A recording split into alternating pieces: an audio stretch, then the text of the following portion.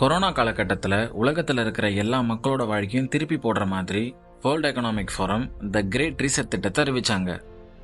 இந்த திட்டத்தோட நோக்கம் அனைத்து தனிநபர் ஆதாரங்களையும் டிஜிட்டல் மயமாக மாற்றி முழு உலக மக்களையும் ஒரே கண்காணிப்பின் கீழே கொண்டு வருவதற்காகவும், கார்பன் வரி விதிக்கிறதுக்காகவும், யூனிவர்சல் பேசிக் இன்கம் என்னும் திட்டத்தை அறிமுகப்படுத்தி உலகத்தில் இருக்கிற 80% மக்களுடைய வேலைவாய்ப்பை பறிக்கிறதுக்காகவும் இந்த திட்டம் செயல்படுது.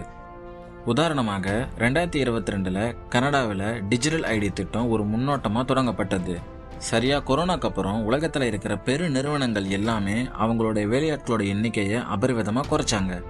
மற்றும் இந்த உலகத்தில் நடக்கிற பல சம்பவங்களுக்கு பின்னாடியும் இந்த கிரேட் ரீசெட் தான் செயல்படுது. ஆனால் இதை பற்றி எந்த ஒரு தகவலும் எந்த ஒரு நியூஸ் பேப்பர்லையும் இது வரைக்கும் வரவே இல்லை. இந்த திட்டம் உலகத்துக்கு நல்ல மாற்றத்தை உருவாக்குமா, இல்லை இந்த முழு உலகத்தையும் கட்டுப்படுத்துமா? இது குறித்து உங்களோட கருத்துக்களை கமெண்ட் பாக்ஸில் பதிவிடுங்க. மேலும் இது போன்ற தகவல்களுக்கு கடமன் சேனலை பின்தொடர மறக்காதீங்க.